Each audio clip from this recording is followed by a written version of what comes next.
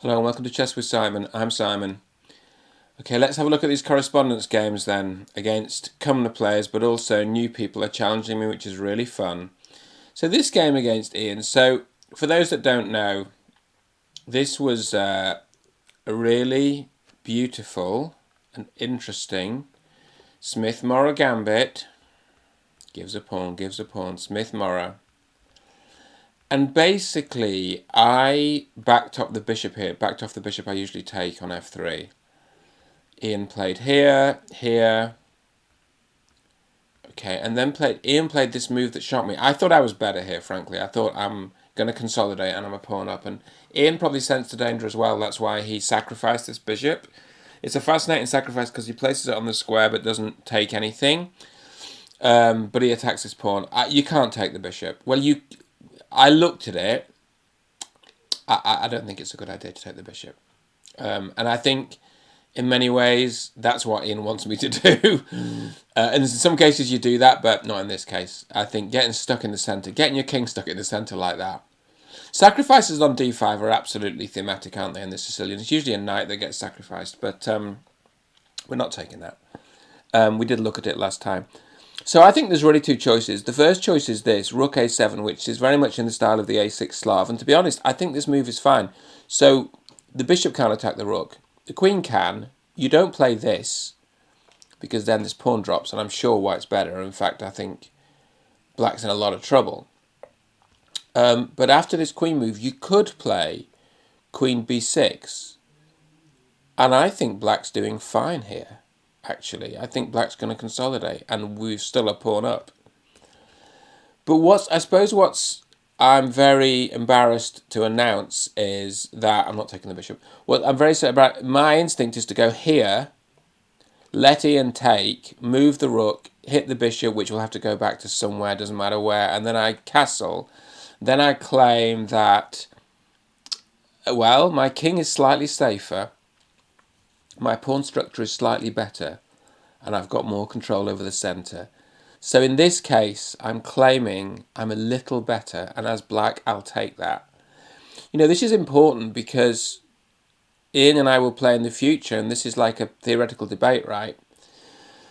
So we'll look at it afterwards on the engine, and we'll see what was going on here. So the problem is, I suppose, I think rook a7 is the mathematically correct move, but I'm very inclined to play bishop e7 and be safe and play for a small advantage. Okay, so we're here to have fun, right? So should we just play rook a7 then? Let's just check one more thing. I'm just worried there's a line that I haven't seen. You know, because I'm not analysing, I'm not spending much time. You know, bishop, you see, I'm thinking this, then I'm thinking this, and then I'm thinking we're okay. We're okay. Ugh. But it's so risky. It's so, you're keeping the king in the centre like that is so, I mean, can we have a vote? Rook a7, mathematically correct, but risky. I've played it. I can't talk about that, it's so ridiculous. Okay, this one, knight e7. Ooh. So the engine wants to play e3, I have no idea why. I mean, knight f3, I mean, how can knight f3 not be right? Okay, I'm just going to play knight f3, I can't believe it's not right. It doesn't matter, I mean, I'm sure e3 is a good move too, but I don't understand the difference. Knight f3. This one, this is Tom, never seen this opening before in my life. Totally understand, I mean, it's just very solid. It's very anti-Grunfeld. This pawn looks a bit loose, but, you know, white can afford to do that and still not be worse. A castle, I'll wait and see. I think I have to take this bishop here. Is there anything else I could possibly do? I mean, I could take the knight. I'm not going to. I'm just going to take the bishop. I think it strengthens this pawn. How about that for a theory? Don't know where black's going. We will find out. Black's castling. Black anticipated me taking that. Well, what about queen here as the next move? Queen here rather suggests itself, doesn't it? In that you're attacking this pawn, you're attacking this 3 times. I mean, let's just take a quick look at this. Queen here. So what would I do? So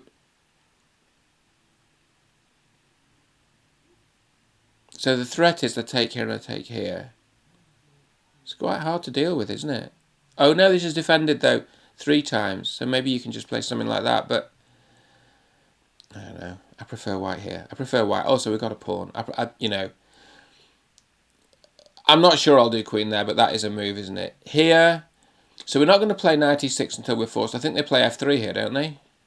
f3, f3, they play f3.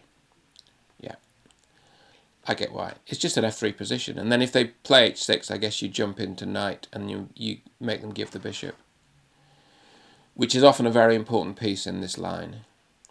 Keith has correctly solved the problem that I set him. So the big danger was me playing h3 and trapping the knight. So here, the big danger was I play h3 and trap the knight. Keith saw that, and so he retracted the bishop. Good move. Now what do I do? Do I play this and offer a draw? No, because that's what... I don't do that. What do I do? h3? So if I play h3, the knight goes and then I go there, then I've got h3 for free, haven't I? We've just done a shuffle. We've done a shuffle here and I'm here. It's the same position we had. So I think that means I've got h3 for free, which is probably a useful move. So it's not a great victory, but it's, you know, it's a little incremental thing. h3. Nick's played exactly the right move. It's funny because lots of my other games are characterised by me trying to establish a knight on d4 as white plays f4, f5 to attack. And it's exactly the reverse concept here. Nick has correctly played knight. Well, I mean, it looks right to me. Knight d5, that knight's a real problem. It just ignored this, which is probably the right thing to do. But I mean, so I feel really nervy now about all of this, but I don't think I'm losing. So could play... What could... And I'm just looking at this like I should analyse for longer because these are serious games. Knight here. Takes. Check. Goes there. Check. Loses the exchange, doesn't it? So that's quite bad. So what do we do about knight there? So maybe bishop e6 isn't right. So maybe we've got to pin the knight. Maybe we've got to pin the knight. And just ignore this. Play around this, as they say. Okay, so I'm sorry not to have spent more analysing this. It's really naughty. I'm just going to wing it. In fact, I could defer it till tomorrow.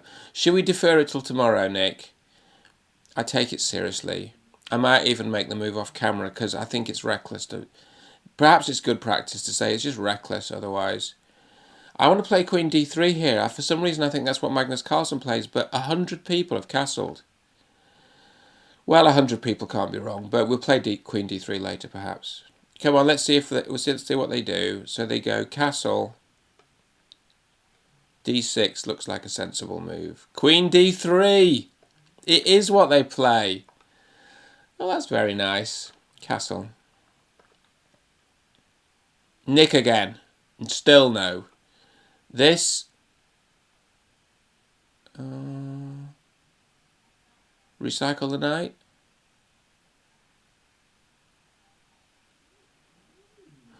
Any games? Oh, Queen e7. Why? I don't understand Queen e7. Turns out it was a draw. Queen e7. AB1 is very manoeuvry. Knight c7. Bishop c3. Yeah, very manoeuvry. fc1. Knight a6. Okay. Well, I don't understand Queen e7, so why would I play it? So I think the only place that knight can go to is c7. What's this move doing? Nothing. It's a very slow game now. So that's okay. That's okay. We'll play slowly. We're not going to do anything mad like f4 I've had enough excitement in the game with Nick. Okay. No. Still no. Here we take the pawn against John. I assume the queen comes out. Then I might play bishop d2 before playing... Because what might happen is queen takes, knight c3, bishop pins. Bishop there takes, which they often do, that sort of thing. But instead I might play bishop d2, which allows me to play knight c3 with tempo. It's a slightly different approach. No comment. This one, Liam, well, is it bad? I mean, the thing is that's attacked 3 times and defended twice, so you got to do something, and there's something you got to do is swap it. Okay, well, that's easy. Over to you, buddy. You know what? I'm going to play this. It's coming up so often, it's just annoying me. I'll pin the knight. There you go. What could possibly go wrong? This one, Duke Castle. Yes. It's probably not... Well, you castle, and then maybe we can play knight. You play the knight later. Oh, I see. They want to swap the queens. I might just take that. Just play the ending. But I think because your pawn structure is less good, Black's very unwilling to play that ending. It's just hard. It's just a bit frustrating, isn't it, playing an ending with a slightly worse pawn structure. But I might strangely enjoy that. Rook c1 from Gareth. That's a book move, is it? I actually would have imagined bishop b7. I was thinking about this today walking around London. I was thinking bishop b7 was going to... I mean, it's obvious, right? It's obvious. Bishop e6 is a good move covering d5. It's almost like people sometimes watch this. How about knight e1, knight c2, knight e3? Now they square. The thing is, knight e1, it just worries me because I'm worried that that's when Black strikes. But there's no... So Black could play this. Then we go here. Then is there a hit? It's not a disaster, but this knight's not good now. This knight looks silly now, doesn't it?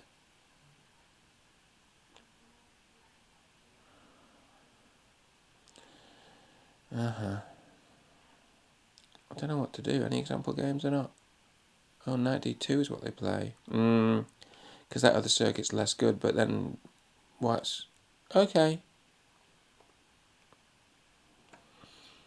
Okay, and what's the idea behind knight d2?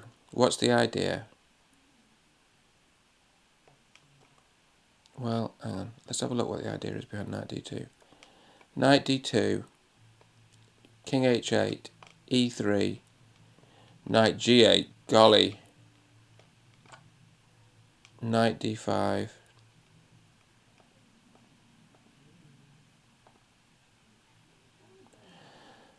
don't know what to say about this. Does anybody know what to say about this? f4, e4.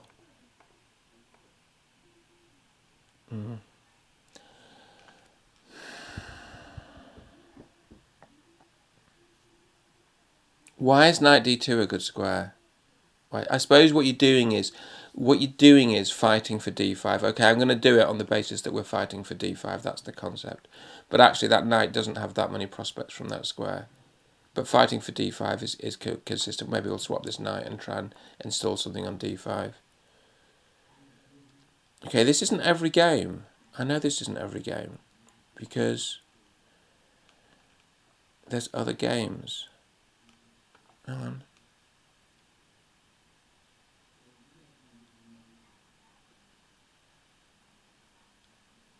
What about my friend from Canada? Where's that game?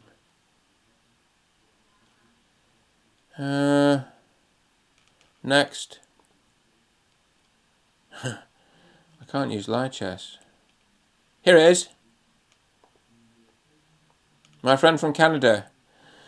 I really want to play e6 and do a different system, but we said Grunfeld, and that's the deal. We said Grunfeld. Also, we have a new challenge in. Okay, what's this? Russia plays Blitz. This is for a casual game. Okay, well, I might have to stop accepting at some point. But we're on. We're on. And then the next thing we're going to do is we're going to log into chess.com and we are going to just look at that tournament. And it's going to be called Showcase, Show, Search. Oh, there's 104 people who've signed up. Isn't that interesting how fast that grows? 104 people. So that is going to start in the very near future. I'm so excited. I had no idea. I didn't check at all. That's going to start in the near future. So what we'll do, I don't think I'll accept many more challenges on live chess because this is going to be a monster. There's going to be 200 odd people in this. I'm going to try and talk about lots of the games. Obviously, you can't talk about them all. 240 people, but I'll try to... this is going to take off though, isn't it? It's going to be a right laugh. Thank you so much, everybody, for tuning in. Is that what you say? Thanks for watching. See you all next time. Please like and subscribe. Is that what we say in the world of YouTube? Please like and subscribe if you want to see more. Bye.